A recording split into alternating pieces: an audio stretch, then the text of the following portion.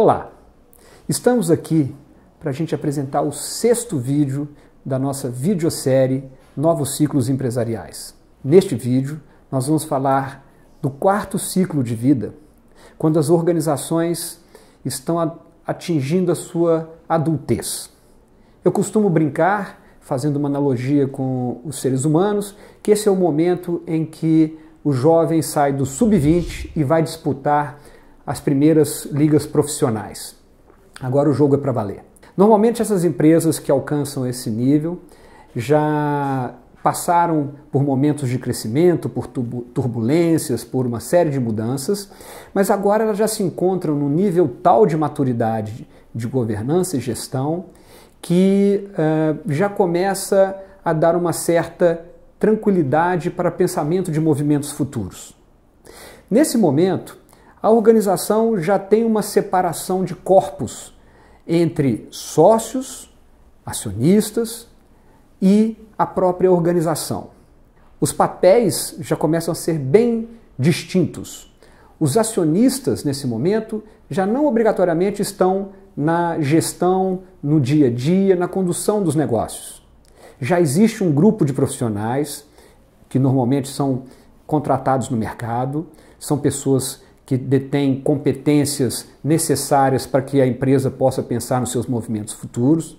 Os acordos entre os acionistas já estão bastante formalizados, estão bastante alinhados com os demais instrumentos jurídicos.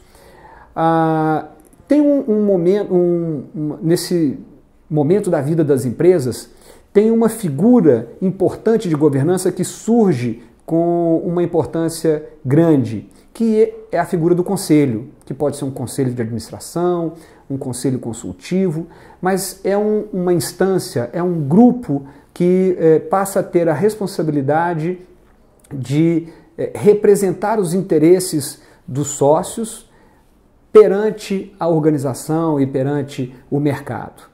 São os defensores dos ideais, dos valores e dos objetivos dos acionistas dentro da organização.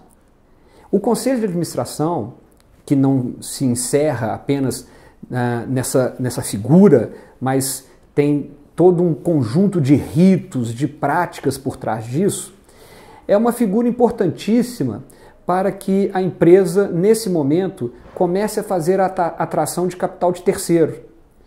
Esse é o momento em que a empresa normalmente percebe que o seu processo de expansão não será financiado pelo capital próprio e que há necessidade de fazer a atração de outras fontes de financiamento. Para que o capital externo, o capital de terceiros, venha para a organização, é fundamental que existam os ritos de governança, né? E tudo isso está alinhado com a questão do conselho, com as práticas, com os códigos de conduta, com as políticas internas da organização que nascem como desdobramento dessas regras de governança. A estrutura de poder também já fica mais clara e as pessoas sabem até onde elas podem ir na sua tomada de decisão individual ou a partir de quando elas precisam subir para instâncias diferentes da dela ou devem comungar, compartilhar seu processo de decisão com os seus pares e os seus colegas.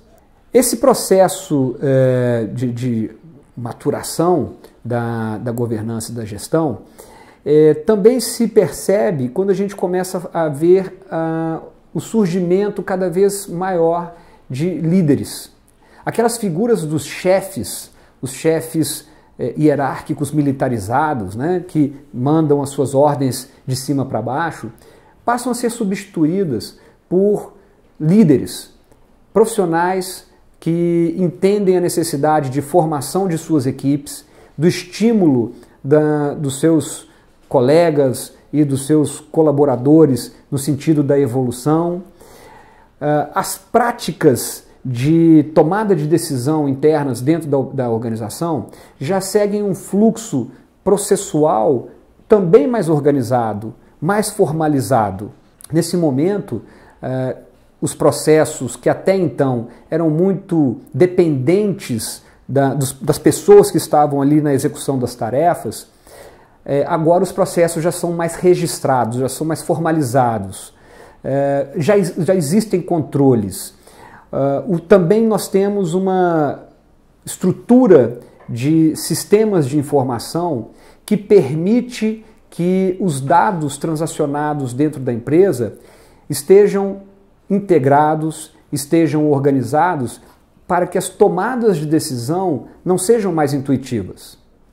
Nesse momento, o que tange a controles também já começam os controles começam a ser mais formalizados, já existe padrão, e esses controles são necessários para que a organização perceba como é que o seu desempenho está acontecendo e que a tomada de decisão pelos gestores seja fundamentada nessa análise do desempenho.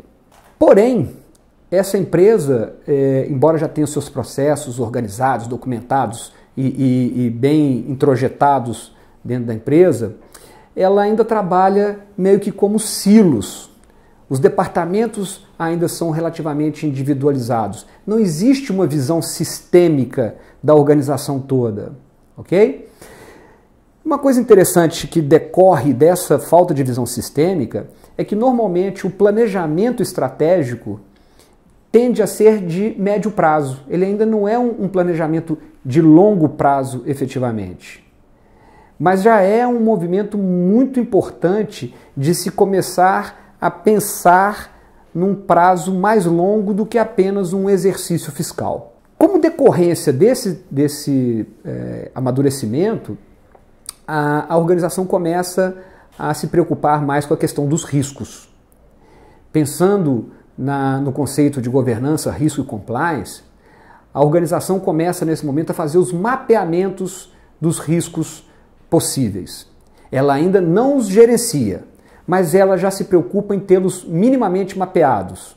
E, à medida que os seus planos de longo prazo, de médio e longo prazo, vão sendo elaborados, eles vão considerando esses riscos e pensando na forma de mitigá-los. No próximo vídeo, eu já vou falar das empresas que estão mais maduras, já estão na sua adultez completa, e falarei bastante mais sobre essa questão de gestão de risco, de tomada de decisão e principalmente sobre a visão para a sustentabilidade no longo prazo.